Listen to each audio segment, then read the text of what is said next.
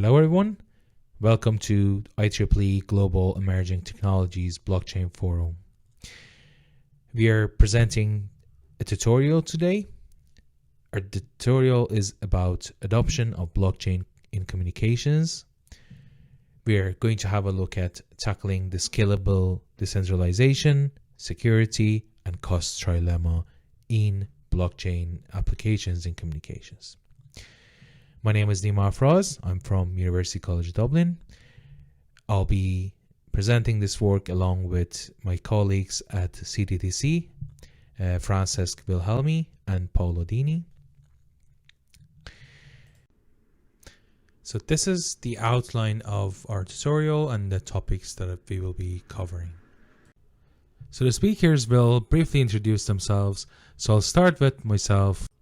I'm Nima Afraz. I'm an assistant professor at University College Dublin in Ireland. I'm an associated investigator at Connect Research Centre for Future Networks and Communications and the co-chair of Linux Foundation's Hyperledger Telecom Special Interest Group.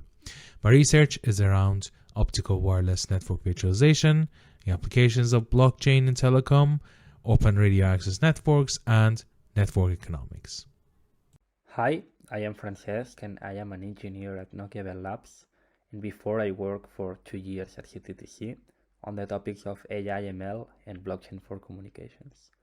I got my PhD at Universitat Pompeu Fabra in Barcelona, Spain, and through these years I have also participated in many ITU activities, including the organization of problem statements for the ITU AI Challenge.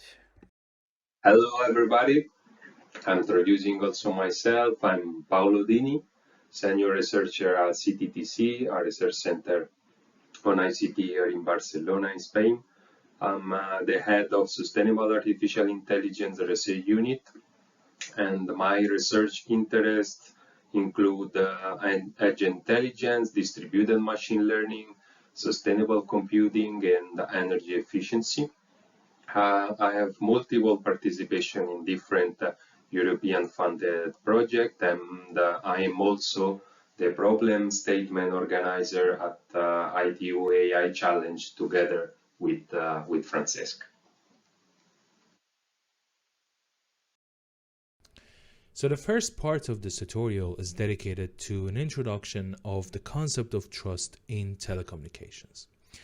We're going to understand how in a telecom ecosystem there are different sources of power and how these sources of power require a fundamental trust between each other to be able to interact. So we're just going to try to clarify that relationship between different parties in a telecom ecosystem. So we will start that with an example. So what you see in this picture is the frequency allocation of electromagnetic spectrum of United States. So if you're not familiar with that, the electromagnetic spectrum is essentially the medium that you don't really see, but that's essentially a resource that consists of different frequencies, and each one of these frequency spaces are dedicated to a particular application.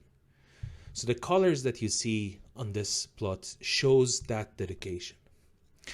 So for a good part of this spectrum, the dedication happens to be done through a government method, right? So the governments of each country in the main decide which network operator or mobile operator gets to use which part of the spectrum. Because if multiple operators try to transmit their signals or your phone calls or your data exchange on the same frequency, then we'll have interference and it just wouldn't work.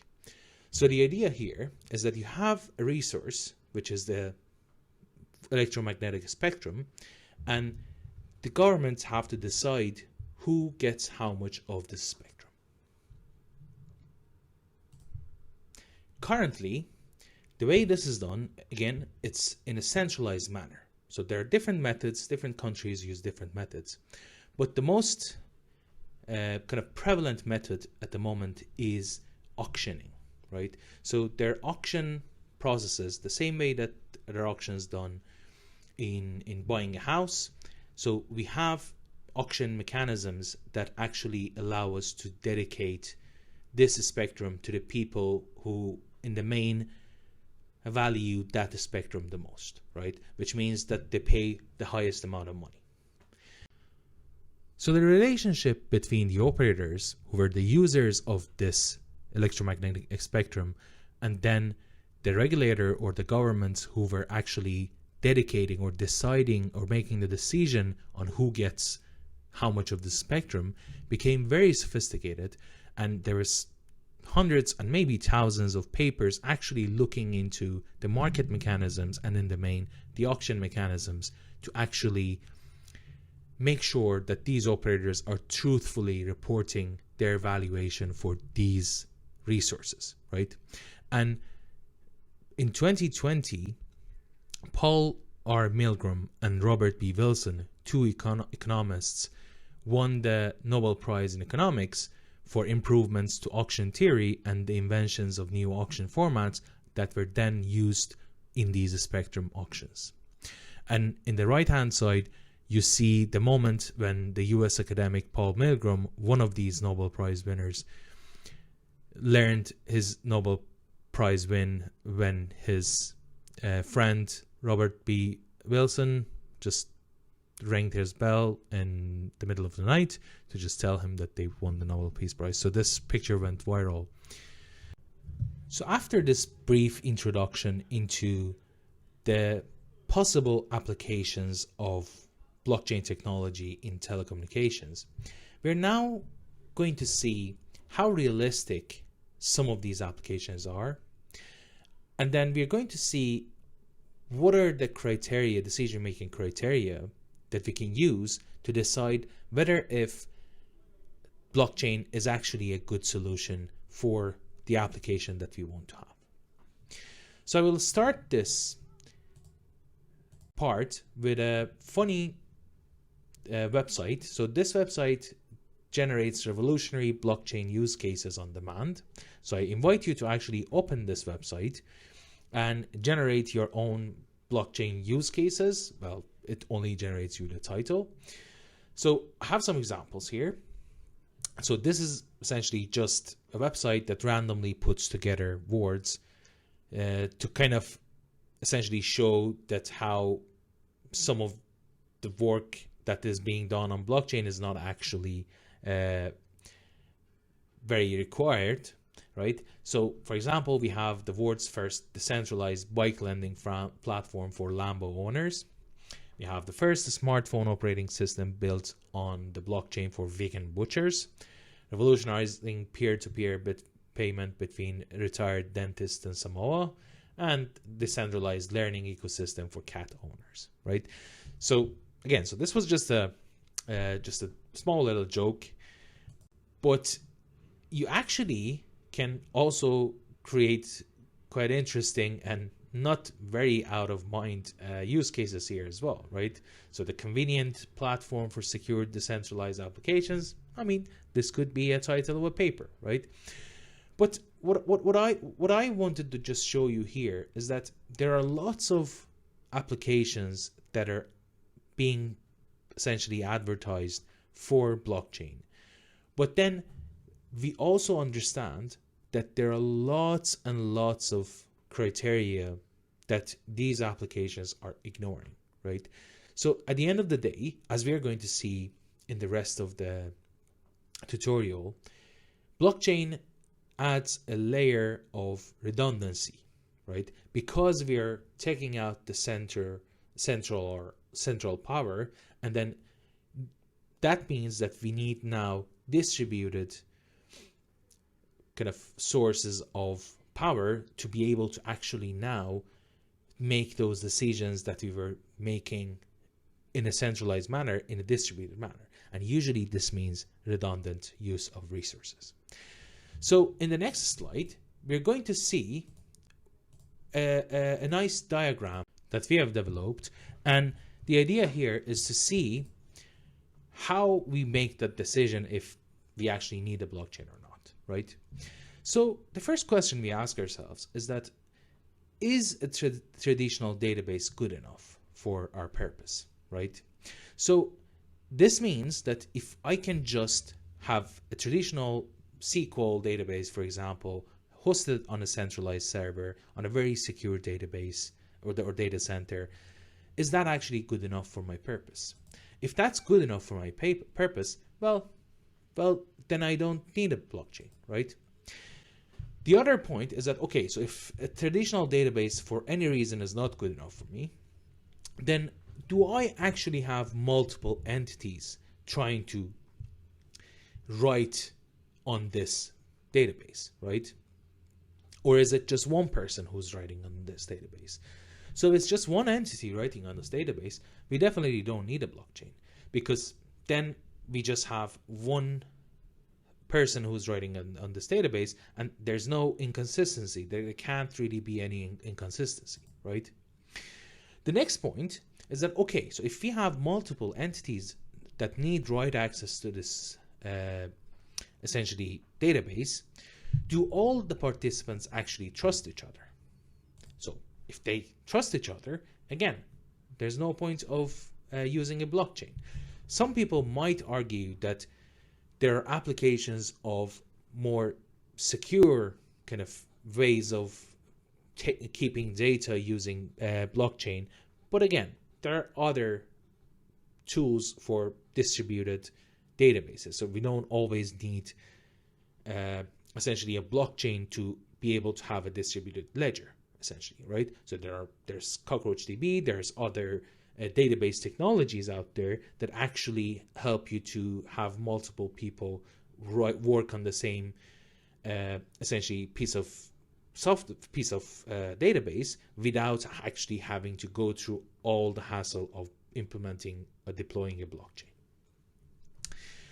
But then, if all those participants don't trust each other necessarily, do we have a third party that all the participants trust? And this becomes a little bit tricky now, because now you can imagine that we were talking about all those regulators and the government agencies, right? So we were talking whether if those third parties can be essentially trusted centralized parties, right? So again, if you have a third party that you trust, maybe you don't need a blockchain. The next question is that if these participants need privacy, right? And that means is that, do they have sensitive data that they're going to record on their blockchain or on the blockchain, right? So if they do, we then probably need, if they don't need that privacy, then we can probably use a public blockchain. But then if they need privacy, then the next question is, do they need to control the right access to this blockchain? If yes, then you might need a permission blockchain. So in the next section, Francesc is going to talk to you about the difference between these public, private, and consortium blockchains. In this part of the tutorial, I provide a quick overview of different types of blockchains and a glimpse of how are they used in telecom sector. Depending on the use case, we may find different types of blockchains out there, which basically differ in the way they are operated and managed. The most common differentiation is shown here in this table, where we find public, private, and consortium blockchains. First of all, public blockchains typically have decentralized management, public operation, and open governance.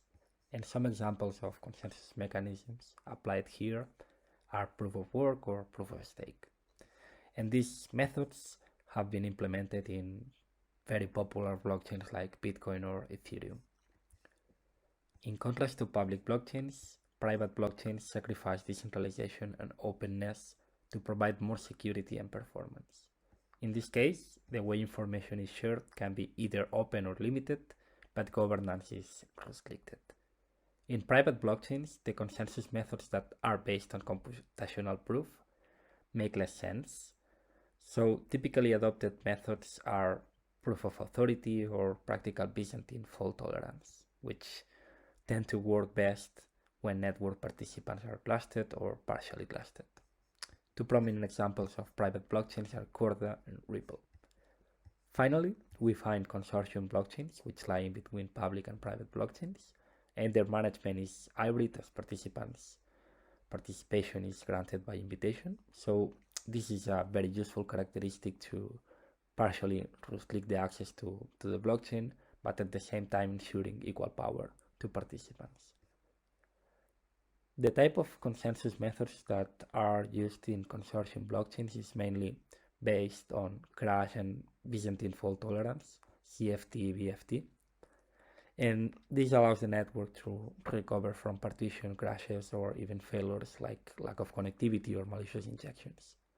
Hyperledger Fabric is the best example of consortium blockchain. Blockchain has been identified as a big enabler in the telecom industry because it may address some of the challenges that are to come in future networks. To put an example, Deutsche Telekom has agreements with more than 600 businesses, which entails a lot of manual work and overheads. And this is just the beginning, since 5G and beyond will bring multiple features and new services for targeting, let's say, massive connectivity and use cases like IoT or AI. And all of this is going to open an ecosystem where many more players will need to interact in a trustworthy manner. The telecom sector is nowadays working very actively on blockchain solutions for roaming, customer management, supply chain, and more. But the scope is widening, and blockchain is foreseen to be also applied for network slicing, infrastructure sharing, or data knowledge markets, to name a few. Some of these topics will be discussed in more detail later in this tutorial. Of course, standardization will play a very important part in the development of blockchain solutions for telecom, as it is essential for establishing the rules of the game, ensuring interoperability, quality, and safety, among other purposes. Likewise, it is worth mentioning the necessity of building common tools and infrastructure to accelerate the development of blockchain solutions that contribute to generate trust and openness in telecommunications. A clear example is the common infrastructure that is built or being built by the European Blockchain Services Infrastructure, or several ongoing activities in standardization. One example of the acceleration of blockchain standards for telecom can be found in the activities held by the European Telecommunications Standard Institute, ETSI, which has released several specifications through its permissioned distributed ledger group. Here you can find an example of the federated data management set of recommendations that they have been released, whereby blockchain plays an important part in enabling the exchange of information in a federated manner by different telecommunication players. Likewise, ITU has intensively worked on blockchain-related standards for telecommunications in the last few years. Here you can find some of the activities held across different ITU T study groups, which deal with topics like blockchain for accounting and economic aspects, efficiency of blockchain implementations, requirements and frameworks for IoT and smart cities, and so on. Here you will also see some examples of recommendations that have been released so far by the ITU. Now, we're going to dive deep into some blockchain telecom applications, and we're going to see what are the different parts involved, or what are the different requirements involved in actually deploying a blockchain solution for a telecom application. So what we're going to see now is essentially what are the different layers of involvement in a blockchain use case, right? So essentially, blockchain use case in the area of communications and so on is going to be either in smart cities, smart roads, smart factories, smart energy, and so on and so forth. And the parties that are involved in designing these use cases, or currently the parties that are centrally governing all these use cases without the presence of blockchain, are energy authorities, local governments or regulators, and so on and so forth, right? At the next step, we have the application layer. So now for specific applications, let's say in a smart city use case, we might need distributed identity. We might need to be able to identify the sensors that are being spread in a smart city. Or maybe if we have a drone as an infrastructure for a road authority or a city authority, then we have to be able to identify those drones, but we also don't want to have just a central database of identities. We want to have a distributed database where all the parties involved in operating this road infrastructure, for example, to be able to actually see and identify all of these drones, for example, right? The next application here could be contract enforcement.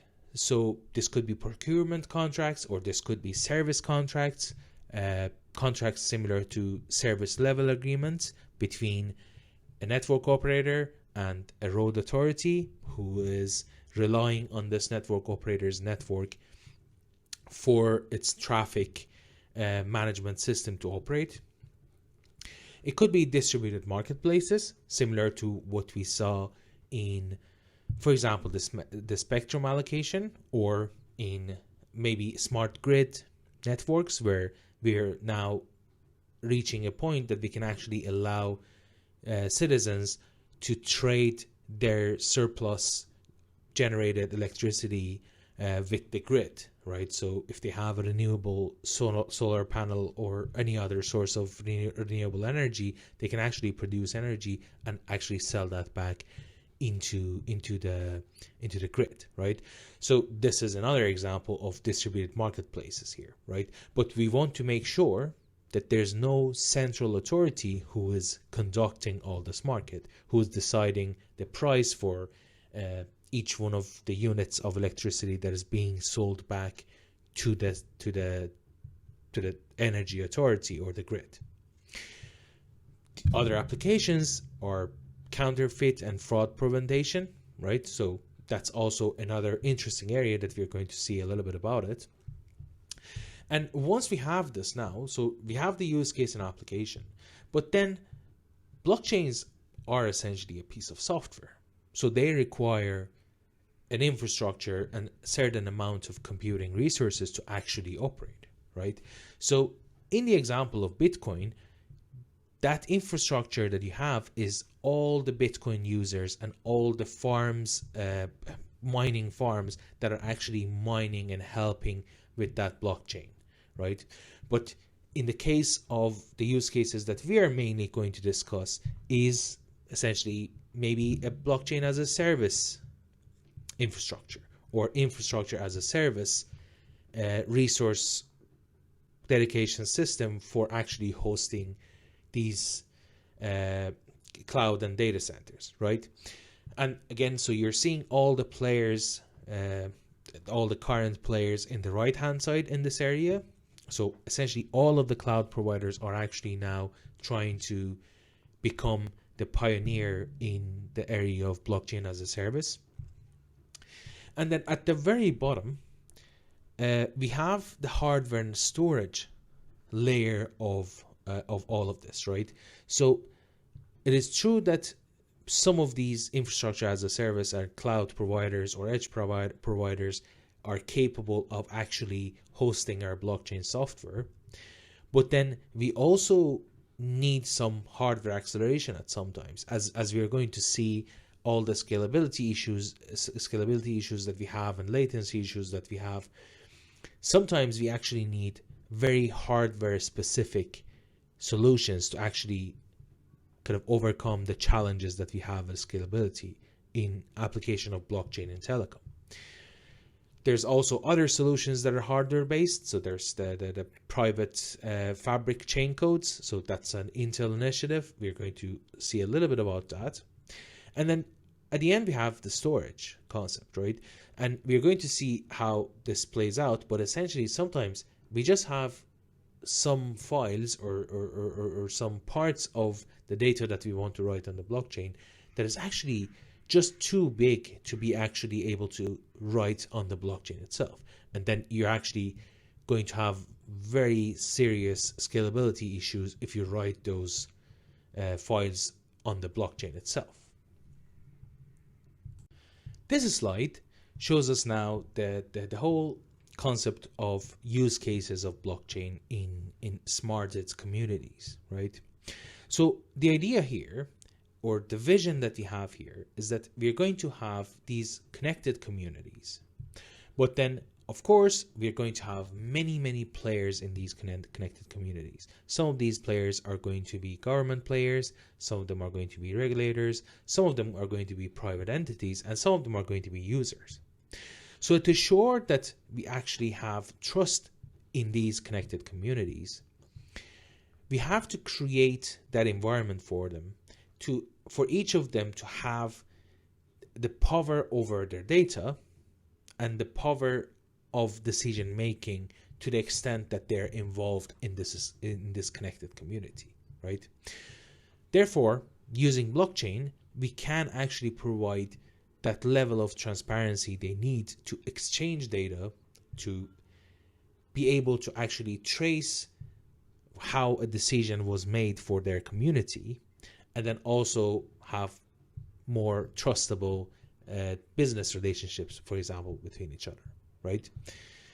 Now, there's a challenge here, and the challenge is that sometimes, and most of the times now, because again, so this whole environment is a decentralized environment, right? And obviously, we're not going to have a golden standard here and one solution for all of the problems that we have for blockchains.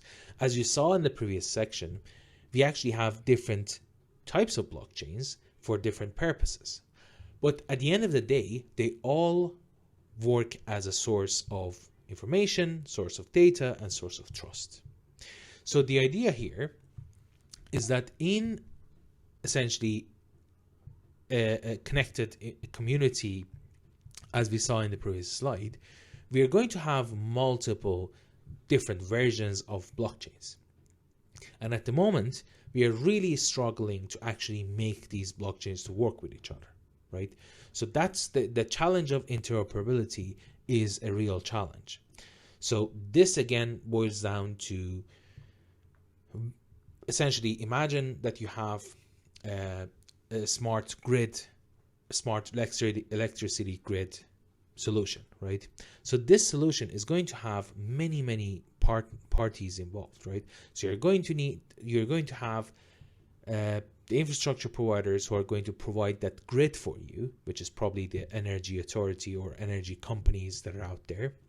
And then you're going to have the users who are again going to connect to a larger scale blockchain to actually be able to exchange those kind of energy units that they're selling back to the grid or they're buying from the grid.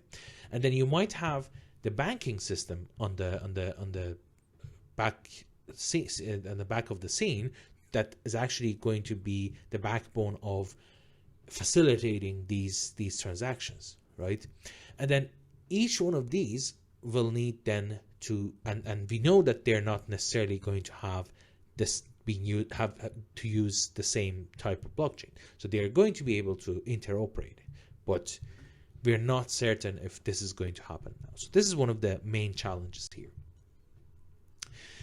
In terms of applications, so we saw some kind of titles of the applications that we might have, but now we're going to dive a little bit deeper into these.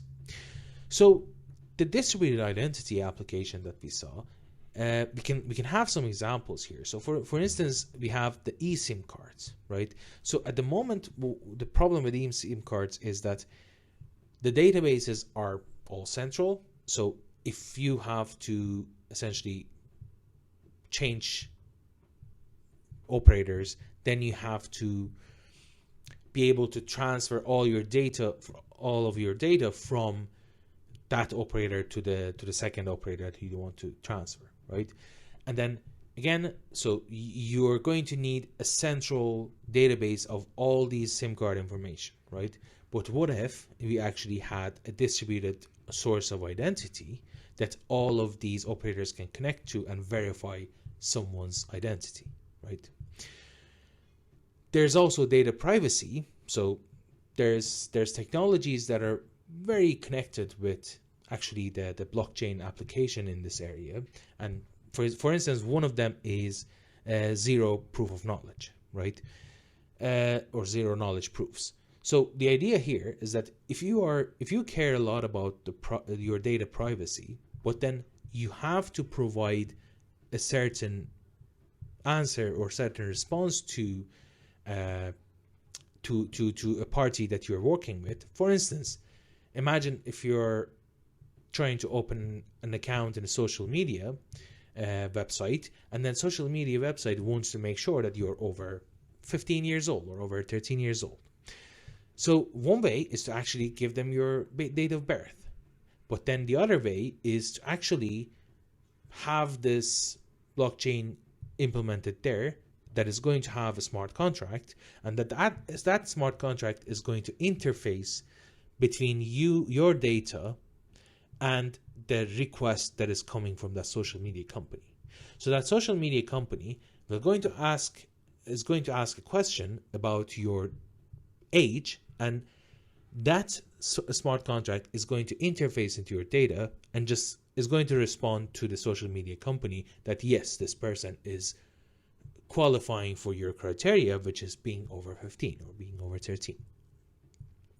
So this is just, again, one example of how blockchain can be a very good answer for data privacy issues. On the other hand, we have smart vehicles again. So we all know how sensitive road infrastructure can be, right? So if you are trying to cause a problem in an urban environment or in the level of a city, you can easily kind of build your exploits into a road infrastructure kind of resource, and then try to fool the smart vehicles. Or maybe you can bring in a smart vehicle that is going to give very wrong signals to the environment and then cause very big damages, right? So again, having that distributed identity will help you to actually make sure no external source can just bring in one new smart vehicle and just put it in the system, because then they have to make sure everyone in that distributed identity system is going to verify their identity, right? Because now you don't have just a single point of failure who's going to be the owner of that identity database, right? So the next application that is again very interesting, and this is really where the smart contracts can really shine, is contract enforcement. So in the area of telecommunications, we have many layers, many different qualities of the service that we provide, right? And usually these are done in very heavily manual manners, right? So for example, if you're guaranteeing certain quality for a particular type of network flow, you have to be able to actually follow up on that. So if the operator or if the infrastructure provider who's providing you with that resource is not meeting their service level agreements, then we should be able to actually enforce that. And with the smart contracts, you can actually have an immutable way of doing this. So whatever level of agreement that you have, and we're going to see again examples of this further on, but with your particular agreement, you can actually automate this whole process of assuring the service level agreement, right? The next area is distributed marketplaces. Again, we're going to go a little bit deeper into these applications, so I'll leave them here. And then there's also fraud prevention. And we're also going to see an example of SDN security here, and we're going to see how we can prevent fraud and also attacks from outside the system, which is going to cause us lots of problems, right? The other idea is equipment supply chain, which is again one of the ways that the attackers can actually use to inject an exploit or inject a piece of network equipment, for example, that is exploited, and they're going to use it to attack our system, right? So this is a way of keeping records of maybe the serial numbers of the network equipment that you have, so you can make sure if a network equipment with the serial number outside this list comes in, then you can actually identify it easily without having to trust one database. So after seeing all the applications that we discussed, now we want to have a look at the scalability trilemma that we might have here, and this is a little bit different from what we are in general targeting in this tutorial. But if you look at this triangle here, we have in one corner high throughput, in the other corner massive scale, and in another corner or ultra low latency. So these are the main three criteria for performance that we have really discovered that exists in telecommunications applications. And then we've tried to map how important each one of these essentially performance criteria are for each one of these applications. And you see that there's a diverse range of essentially all of these applications and their performance criteria.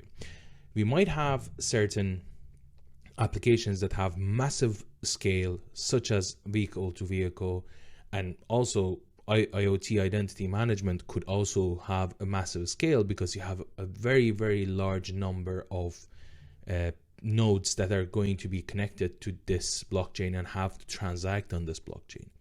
But then in the other hand, we have the ultra low latency requirement that we want to make sure that the transactions are put through the blocks and put through the blockchain essentially in a very high speed.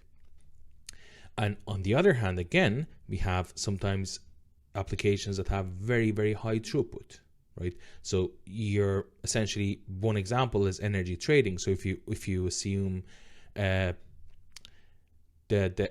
energy grid or smart grid transactions where people and users want to trade energy, this could end up with producing lots and lots of, maybe thousands of transactions per second. So this is really the challenge that we have with these applications, and we are going to see how we have tried to measure them in some of our own applications. So this is something that is very important when we are trying to design blockchain applications for our use cases. The next topic is that how cloud and data centers essentially come into this picture as the infrastructure that actually support and host these blockchains. So the current model is really shifting the whole model of blockchain into a blockchain as a service hosting model, where these giant cloud providers really just provide the blockchain as a piece of software, and it is really expected the blockchain as a service market to hit around 30 billion US dollars by 2027. So you can see that there's going to be a competition there to grab this market. So we are just comparing some pros and cons between the different ways of implementing this system. So for blockchain as a service, this is essentially the model that the cloud provider doesn't only just provide the cloud resources, but they also provide the blockchain software as well. So the pros are that there's low onboarding cost for server administration and blockchain development. So if a telco wants to deploy this blockchain application, they don't need to deploy their own servers, and they don't need to hire essentially the workforce that is going to develop that blockchain application. And it's also if you look at some of these blockchain as a service hosts, it's very designed to be plug and play, really. So you essentially just give them your requirements, whatever smart contract or storage system that you need, and they easily connect that to whatever existing system that you have, which might be on the cloud as well. The cons are that they're usually criticized for being centralized, meaning that the whole point of using blockchain was to decentralize things, but now if multiple parties want to actually talk to each other, they might end up all of them might end up hosting their blockchain node on a central cloud provider, right? So that's a valid criticism really there that has to be addressed.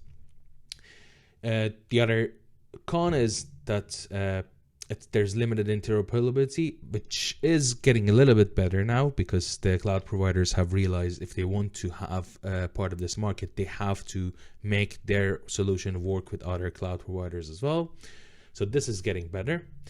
The other issue that might come up and does come up in some of these blockchain as a service systems is that you as the owner of that blockchain solution, you're not really necessarily in charge of the governance of that blockchain, right? So there are factors built into that software that you can't really easily change. So they do try to make it easy to change configurations such as size of the block or consensus algorithm, essentially configuration and parameters and so on, but there's still limited control on blockchain configuration as well.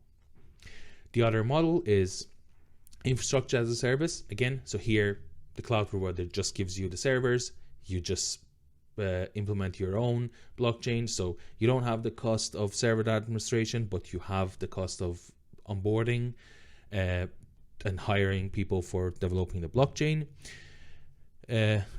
It allows better interoperability because the cloud providers have already really came up with interoperability solution in multi-cloud environments. The members are then in charge of their blockchain governance because they own the software essentially, which could be probably an open source software especially. And there's essentially lowest cost for hosting because now you are actually using a cloud provider that is kind of using economy of scale to actually provide cheaper service for you. The one con here is that if you have a multi-cloud environment where you have multiple players in your blockchain, but they each are deploying it in their own cloud, then you might suffer a little bit of latency because these servers have to talk to each other, right? And the last option is on-premises. So obviously this will allow full decentralization because now you can actually host it. So every party can host their blockchain node on their own servers. There's no vendor lock-in, so you're not stuck with a particular provider, and the members are in full charge of the governance of the blockchain. Obviously, there's very high costs associated with this, the server administration, the blockchain deployment and development, and also again, so if we have a hybrid deployment with cloud or even like servers that are far apart from each other, then we have quite a bit of high latency here. So the other challenge that we have is the trade-off between sustainability and cost, right? And the idea here is that the consensus protocols that we are using, they are either very robust, such as proof of work, right? So they can guarantee 100% reliance on the consensus to provide trust.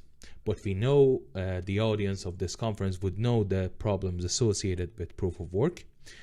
There are other consensus protocols such as proof of stake that has been just adopted by Ethereum. So there is some progress there, but so these are really the kind of consensus protocols that are trying to provide that trust. But then on the right hand side, you can see the consensus protocols such as Raft that don't rely necessarily just on that consensus protocol to provide that robustness, but they assume already a partial reliance on reputation of those parties involved, and they work obviously better in private blockchains or consortium blockchains, because now there is some resemblance of trust between these partners already, right? Because they're known to each other, they can be held accountable. So these consensus protocols can help. But then, as we know, these consensus protocols will end up being much cheaper in terms of the resources they consume than the proof of a stake, or proof of work. So now that we saw the how we host these blockchain solutions, now we look at the other challenge that we have, and that's really when we want to store non-transactional data along with the transactions that we have in our blockchain solution. So this could include pictures, PDF files, personal information that we don't really want to store on the blockchain. And this doesn't necessarily mean that it's just because of their file size. Sometimes it's just we might want to store some sensitive data off the chain, right? So there's different solutions here, but there's IPFS, interplanetary file system, that is quite helpful here, because now we can have a distributed storage system, but while it's not on the chain, and it's essentially slowing down the whole process, right? The other interesting part is how some of these essentially hardware manufacturers such as Xilinx and Intel are trying to solve certain issues associated with blockchain implementation, and they work in particular with Hyperledger products as well. So Xilinx, for example, they're trying to optimize their hardware to be able to actually provide acceleration based on the FPGAs they produce for certain parts of smart contract kind of implementation in Hyperledger Fabric, right? So they're doing very interesting work. We won't have time to go in details. And then there's also Intel with IBM. They're trying to kind of use their trusted execution environments on their chips to actually help with the private Fabric chain code deployments. So the other application, which is again, so one of the applications of the marketplaces or smart marketplaces here, is 5G slice brokering. So the idea here is that in 5G and maybe 6G, we should say, because 5G didn't really manage to embrace this technology. What we have done is that we have tried to virtualize different bits and pieces of this radio access network. And now we see this whole stack of technologies and a stack of resources as essentially a marketplace where we can source different resources and software, which are called virtual network functions, from various operators or infrastructure providers, right? So the idea here is that we can use the smart contract technology to actually secure and distribute the auctioning and trading process. So this is our own work. So what we did here was that we tried to see the slice of a network as a combination of the radio access network resources, computing and storage resources, and then we implemented the centralized auction that we already had, and assuming that we had a third party that we trusted. But then here we realized that we don't really have a third party that everyone trusts. So we realized that the only way to actually make this into a distributed decision-making process was to actually deploy it on a blockchain. So we used Hyperledger Fabric to actually write a chain code and essentially make sure that all those transactions are endorsed by all of the parties that are involved, which includes the virtual network operators, over-the-top providers, and also infrastructure providers. So, and I don't really need to explain this process here, but essentially these transactions are submitted to the network, as you can see in this picture, and then they will wait for endorsement responses from each one of the parties, which means that they have to execute the smart contract in their own nodes. And then once they all endorse, or some of them endorse this transaction, then we can submit the transaction or the results into the network or the blockchain. So this is another work we did, and the idea here was to make sure that we have a trustable and distributed database of the blacklisted and whitelisted IPs that are trying to connect to our network, right? So the idea here was that no one just can come in and kind of make use of our single point of failure, which is a database that includes all those blacklisted addresses, and remove an IP from there or add an IP to that list and cause trouble. In this part of the tutorial, we will cover the following telecom applications: SLAs, IoT and vehicular networks, spectrum sharing, identity management, and federated learning as a knowledge sharing paradigm. As previously anticipated, the automatic enforcement of SLAs is one of the hot topics regarding the adoption of blockchain in telecom. The definition and enforcement of SLAs covers different processes whereby blockchain is expected to make a big difference.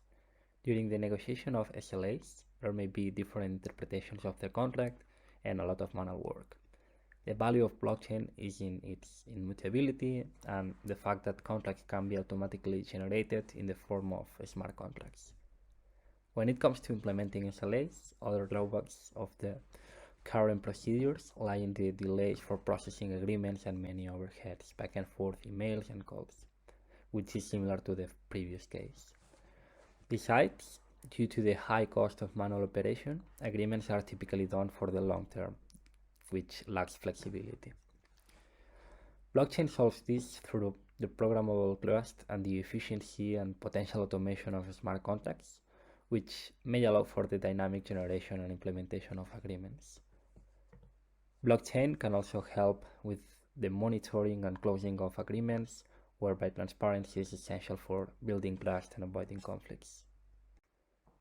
In this slide, we wanted to show you an SLA monitoring proof of concept, which has been implemented by the Hyperledger Telecom Special Interest Group, and which you can find as open source at the URL at the bottom of the slide.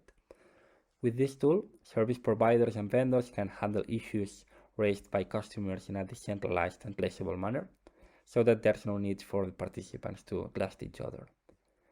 And this, of course, is very useful for many services involving multiple providers and vendors, so that responsibilities can be accurately identified. Thanks to the automation of SLAs, the timestamp of an incident ticket can be tracked, and the response time for SLAs can be accurately measured. And this has very strong implications, as it is essential for calculating in an automated manner the possible penalties that may be associated to SLAs when some requirements are not met. The tool includes processes like the creation of tickets, assignment of vendor for the resolution of an issue, or ticket closure, so that the full history of a particular issue or ticket can be properly tracked. Internet of Things and Internet of Vehicles are other relevant topics where blockchain is called to be very important, and let us see why. IoT and IoV comprise scenarios with a massive number of devices and high mobility, which entails an unprecedented decentralization of network processes. In such a scenario, the main uncovered needs include security and privacy aspects, the necessity for enabling and trusting peer-to-peer communications, including machine-to-machine communications, and transparency and traceability for potential audits. Some potential applications in the domain of IoT and IoV are smart healthcare, smart grids, tracking, support for insurance, etc. In transportation, for instance, moving freight is a complex process involving different parties and operations. In this application, IoT sensors are used to keep track of aspects like temperature, position, timings, etc. However, the integrity of the whole operation cannot be guaranteed. Blockchain, in contrast, can contribute to generate trust in all these procedures, as blockchain immutability guarantees the quality provided during the entire process and allows for taking action on potential shortcomings. We already find some commercial applications related to the IoT by important players like IBM, but it is worth considering the relevance of using lightweight blockchain systems in these scenarios due to the typical computation and memory constraints in IoT IoV. An example of a blockchain-enabled IoT application is smart weather, where a blockchain provides a marketplace for monetizing sensor data, which may include things like temperature, wind speed, or humidity measurements. The details of this application can be found in the paper at the bottom of the slide, but basically it consists of an Ethereum blockchain where data sellers can sell their IoT measurements to interested buyers. And this is achieved through the implementation of two smart contracts, which serve for exchanging native tokens by ETHs and for brokering data, respectively. The diagram on the right of the figure shows the logic of this application, where, first of all, data providers register and modify their sensors and announce their data sources. As for buyers, they can sell and buy tokens to acquire the data. The next use case where blockchain may add value is spectrum sharing. As of today, more than 100 operators are deploying 5G worldwide. And while this technology supports many multiple use cases, the increment of the average revenue per user is still unclear, as users are not willing to pay more for increased capacity or connectivity. One area where costs can be cut is the radio access network, which concentrates about the 70% of the cost of a network. And this is due to the necessity for upgrading equipment, like for instance for implementing millimeter wave or new antenna technologies, or either for acquiring new expensive frequency licenses. In view for cutting costs, network and more particularly spectrum sharing have become an appealing solution that started to be implemented since the introduction of 3G. With spectrum sharing, operators can lease and acquire spectrum bands to cover the demands in their premises. And this is beneficial for sharing network costs and boosting competitiveness, which at the same time would allow for improving network infrastructure, as more players are expected to participate. The problem with the existing sharing mechanisms is that agreements among operators are tied to the limitations that we have seen before for manual SLAs.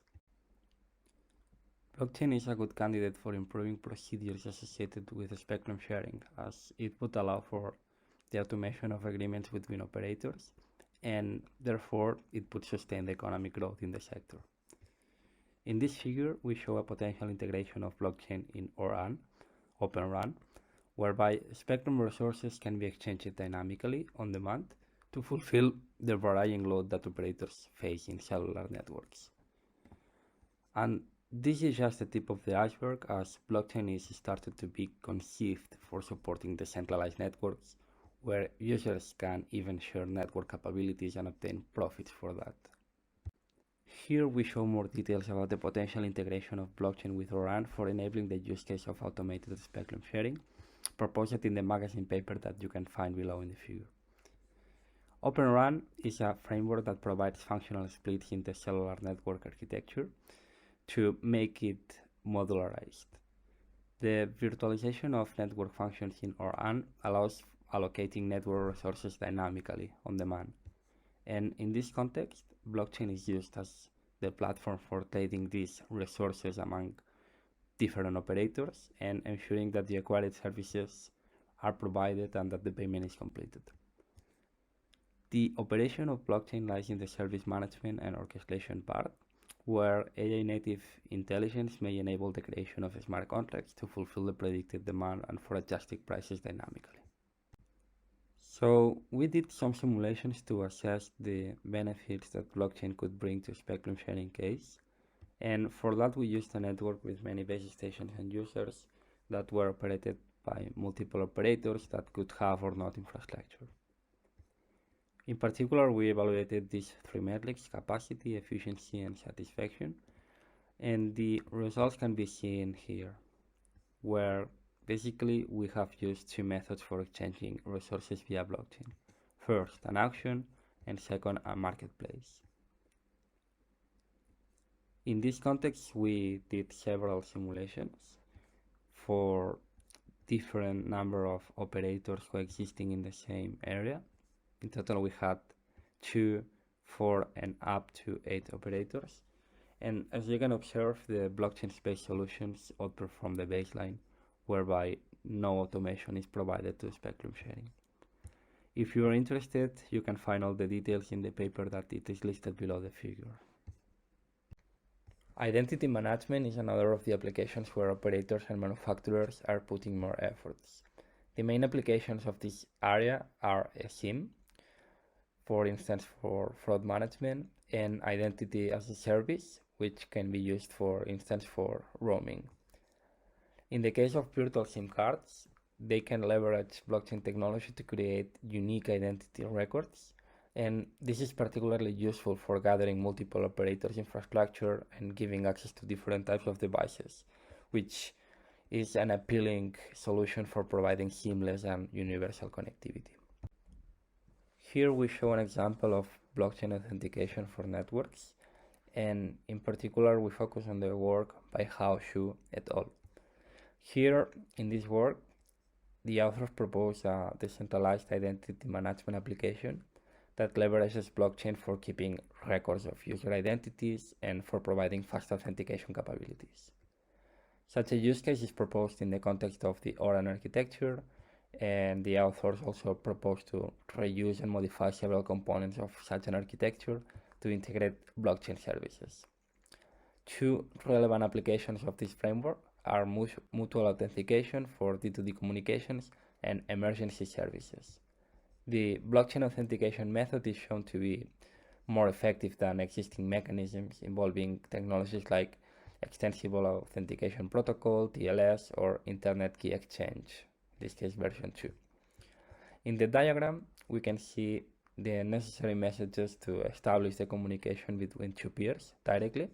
So after a proper setup and registering of the users in the blockchain, users can initiate transmissions between themselves directly without having to rely on the core network, which typically adds a lot of overhead and is a limitation for real-time low latency applications happening on the edge. For that, to establish these D2D communications, it is enough to send an authentication request indicating the blockchain address and the public key. And this information, of course, is used to validate the legitimacy of the connection request, provided that it is possible to verify a blockchain address using the public key, and the public key is verified by the signature of the initiator of the transmission. This procedure allows establishing a direct communication in a secure and trustworthy manner. Another interesting use case for blockchain in telecommunication is the adoption in federated learning settings. Federated learning is a novel learning approach in which a global model is trained only through the exchange of local model updates from the distributed data sources. With this approach, the privacy of user content is maintained. In fact, no data is shared with the others, and it also allows to decrease the transmission overhead. In fact, model updates require much smaller transmission budget than the entire user data. So let's see how the procedure work in practice. So we have a set of client, distributed client, and then we have a central server. Then in the procedure, there is a selection of a subset of client normally by the central server. Then the clients download the global model. The client train on top of this model the new local model with their own data. And finally, when they finish their training phase, they send the local update to the central server. These 4 steps are then repeated until convergence, meaning till the accuracy is reaching a predefined value and is not increasing anymore. The central server every time aggregates the local update received, usually using average operation as in the equation that is in this current slide. So as you can see, classical federated learning approach is centralized.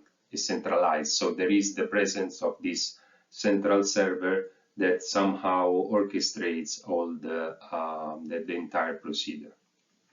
Of course, this star architecture, this star topology, is coming with its typical issues that are the fault tolerance, the single point of failure, and of course security, because the central server can be subject to attacks from malicious users. So for this reason, nowadays there is a big interest in the research community in decentralized federated learning architecture.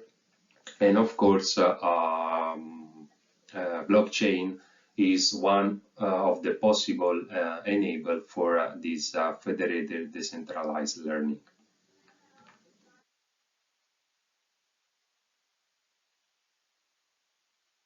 In particular, with the adoption of blockchain in these settings, we can provide immutability and security to the federated process, and we may also boost client cooperation through incentives for the participation in the training process. The federated learning using blockchain normally is referred in the literature as a FL chain. And in this case, the procedure works as follows. So the local update are sent to the miners in form of transactions. Then the miners are preparing the block, taking into account the received transaction, and the block is mined and propagated in the ledger after reaching consensus, as normally done by the blockchain typical operation. So in this case, we can say that the central server of the classical federated learning approach is replaced by the blockchain networks.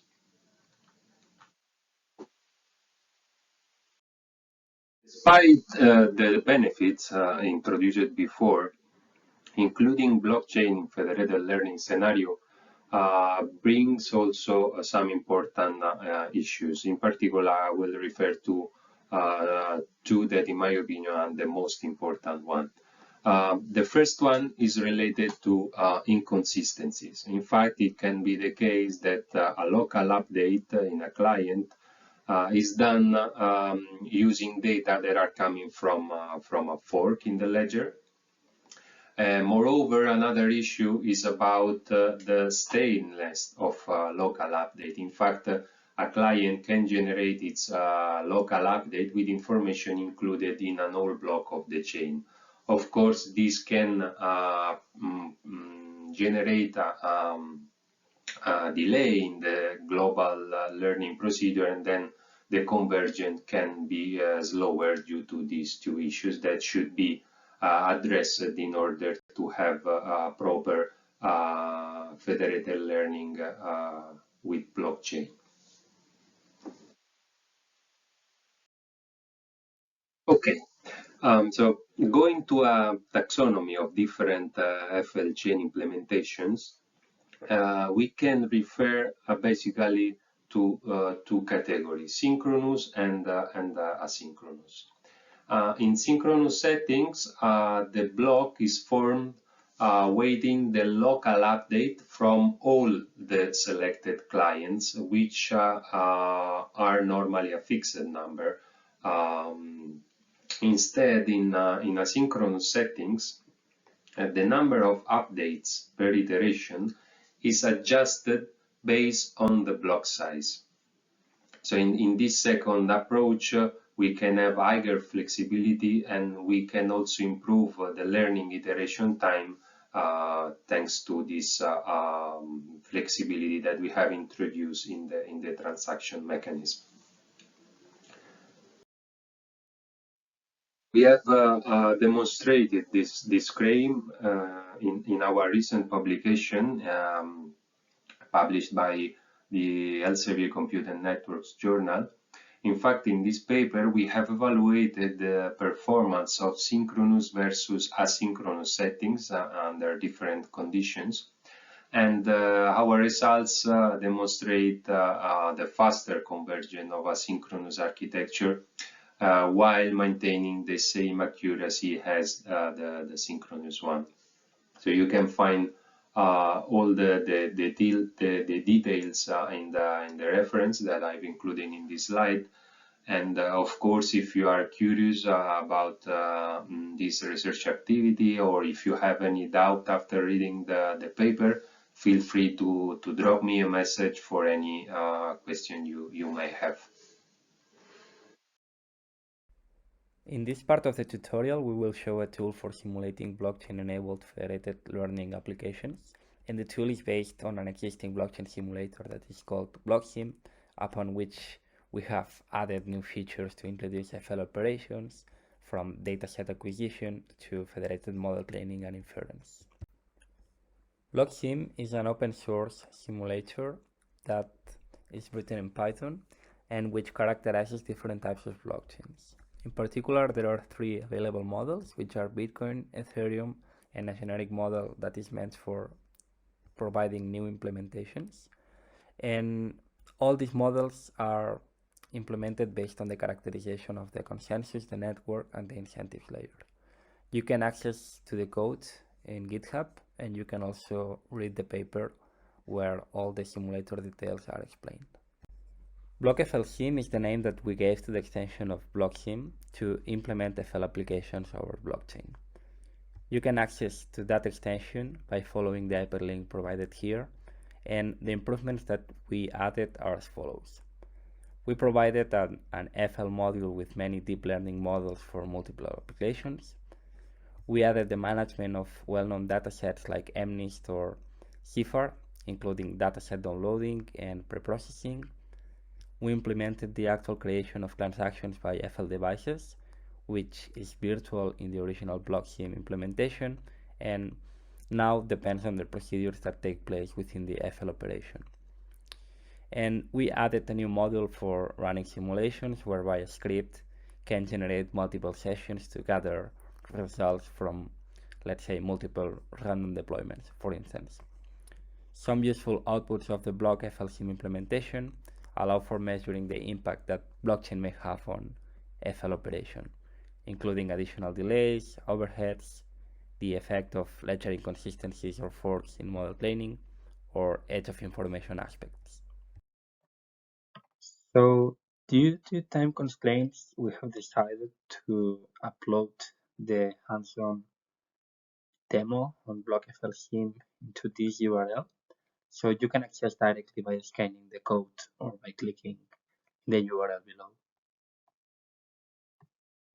So in this section of this tutorial, after seeing all the applications of blockchain in really the area of telecommunications, we're now going to again have a closer look into the main trilemma that we are going to discuss here, which is centralization, scalability, and cost. So the idea that we have here is that we want to make sure that we are designing our blockchain application in a way that it meets enough requirements of each one of these three sides of this trilemma. So we've all heard these stories, and the audience of this conference would be really very familiar with this concept, and we know how flawed some of these claims could also be. But this kind of whole idea of the energy consumption issue and not being very sustainable is kind of giving blockchain in general a kind of a bad reputation. And we see this even as researchers. We see this when we try to actually push research in this area and the use of blockchain in telecommunications, for example. We do kind of face quite a bit of resistance, because this has been established in really the minds and souls of our reviewers that this is actually, blockchain is actually not a good solution because it consumes lots of electricity. But we know, at least the audience of this conference would know, that that's not necessarily true. But what is true is that the computing cost is a bottleneck, even with our different types of consensus or more efficient consensus protocols or execution of a smart contracts and stuff. And still we have the computing cost as a bottleneck at some point, right? If you want to essentially, for example, the bottom trade-off at DC is really about how much computing resources you have to allocate if you want to reach very high transaction throughput and very low latency, right?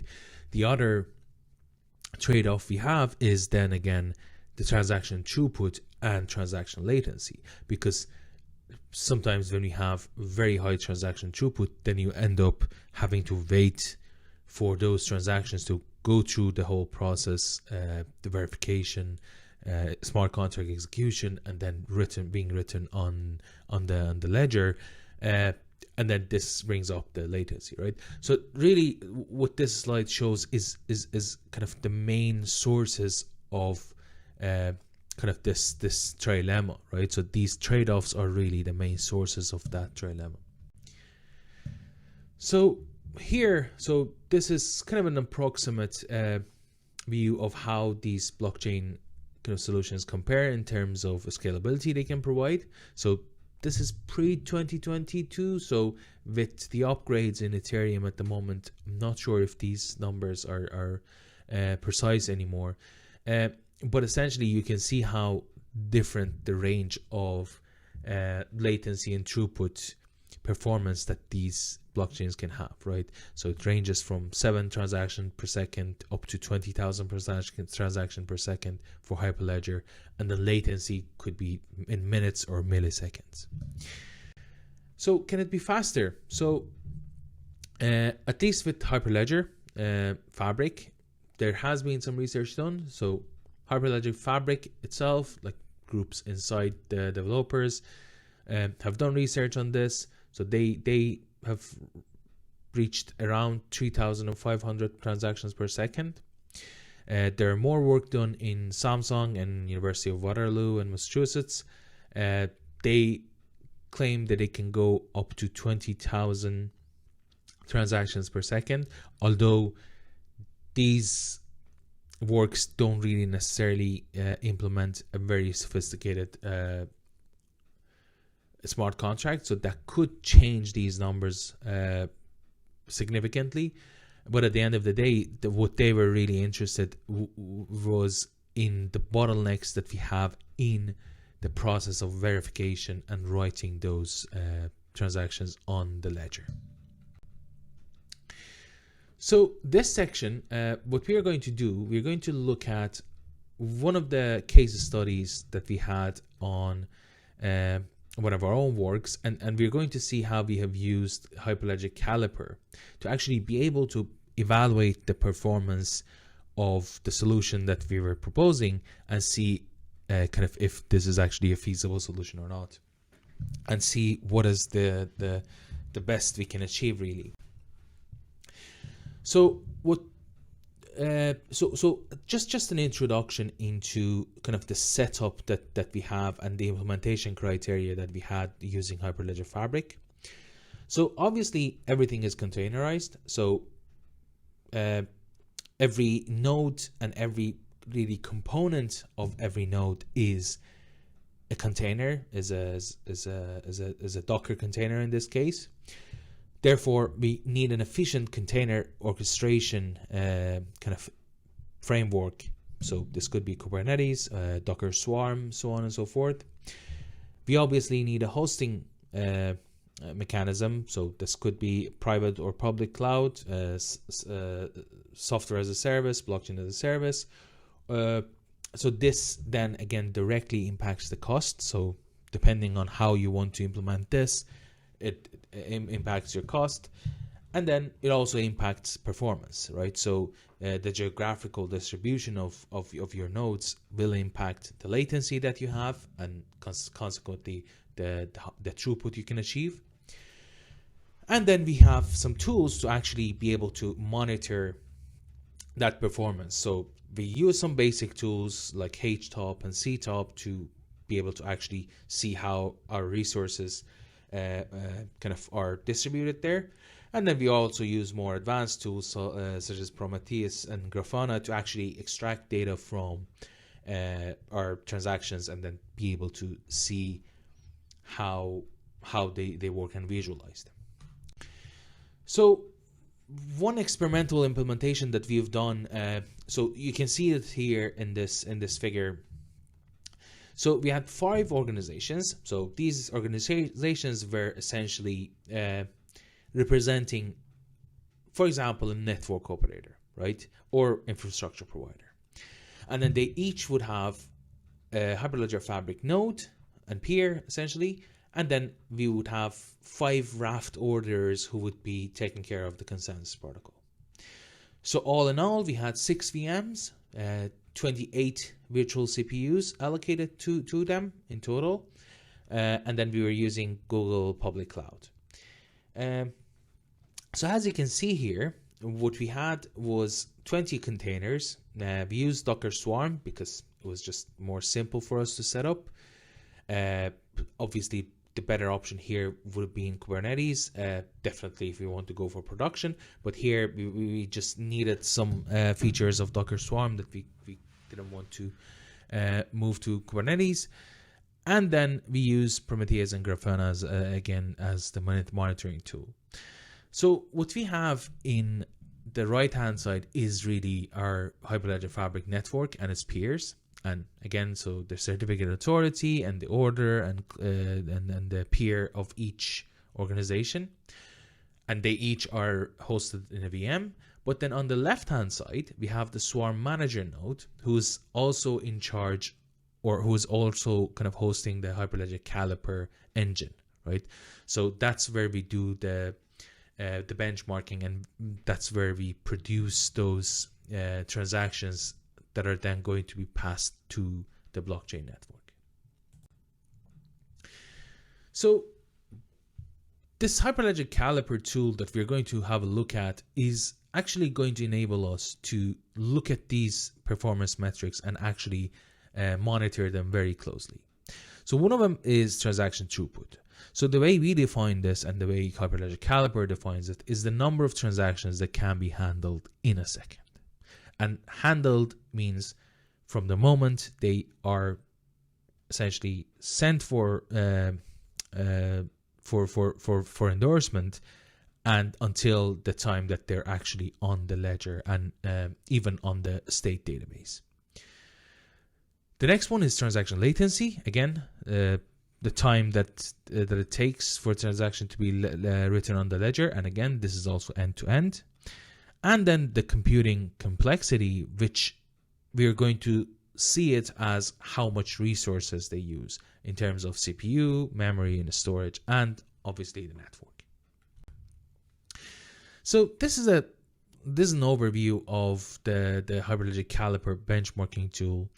So as you can see, we have a benchmarking layer, and then we have interfaces into whatever adapter that we have for Hyperledger Fabric or Sawtooth or Ethereum, and they cover even more blockchain frameworks at the moment. And then what you really have here is a YAML file, or multiple YAML files really, where you can actually configure your benchmark. So you essentially say, how many clients do I have that are going to generate whatever workload for this experiment that I want to generate. You have the rate controller that is going to tell if we want to have a fixed rate system or exponential, or we want to record our kind of submitted transactions and replay them for consistency and so on and so forth. It gives you lots of options. You have the transaction throughput. So you define what is the transaction throughput that you expect.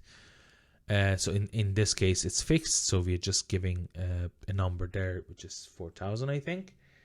And then you can pass arguments into your smart contract, whatever your smart contract, wherever it is. You can just pass whatever parameters you want from here. So the next one that you see at the right hand side is just a snapshot of the chain code that you will have. So you can have chain codes in JavaScript, you can have chain codes in Golang, you can choose some SDKs. You can also have chain codes written in Python and other languages. So this is just a snapshot for you to see how this a simple chain code would work, right? So they're quite simple to write, so they're usually not very sophisticated. So here is again another snapshot of just the main VM that we have, which is the manager VM. So what we do here is that we start these experiments, we send transactions through the network, and then we record all that data, and then we are able to produce a caliper report, which is going to tell you, give you numbers such as what was the actual send rate, what was the percentage of success in our transactions, which means that our transactions were valid and also they went through the system. It will give you maximum latency, minimum latency, and average latency, which is quite handy. And then it will give you the throughput, which is usually the main number that you need from here. And then we also created a Grafana dashboard to be able to actually have a look into things. So one thing was actually to be able to see what are the resources that we are using, and how much resources each essentially container is using in terms of CPU and memory and so on. And also to be able to get some insight into, let's say, what was the trend of these transactions being executed and so on.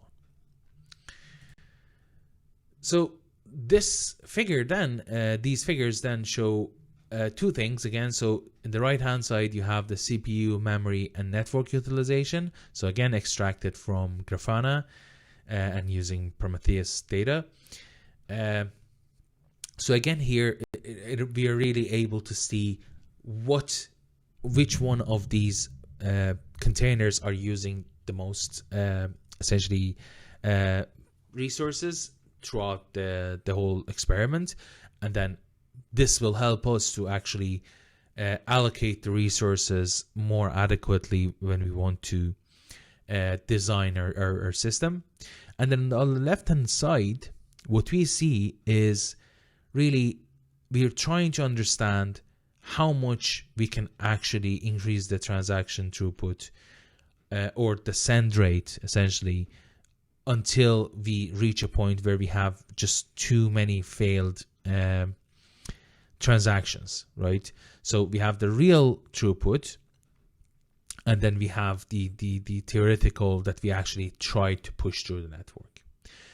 And then in the top figure on the left top corner of the slide, we have the maximum, average, and minimum latency.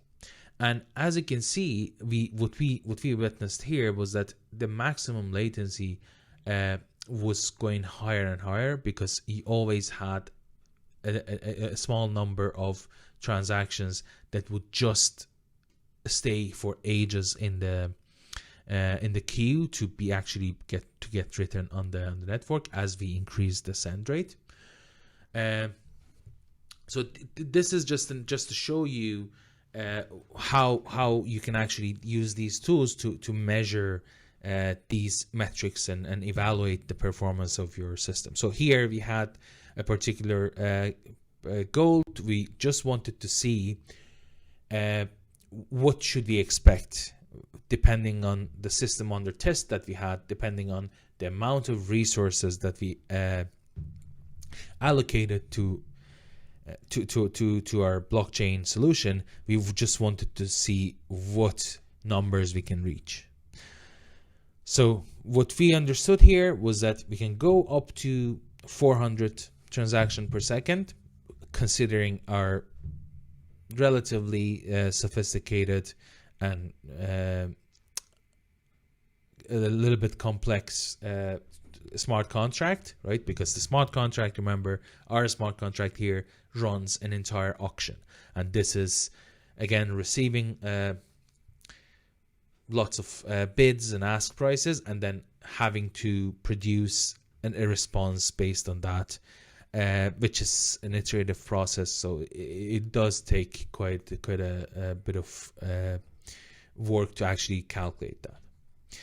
So again, so this picture really shows kind of the way we have tried to allocate different amounts of resources and see how much transaction throughput we can support. And again, so the other axis shows the latency then of how much latency we have. And what we really realized was that at some point it doesn't really matter how much resources you allocate to them. So there is also a limit of the software and how much the software can really support, and it's not just about allocating hundreds of vCPUs to your experiment. I'm using this opportunity then to advertise our Hyperledger Telecom Special Interest Group.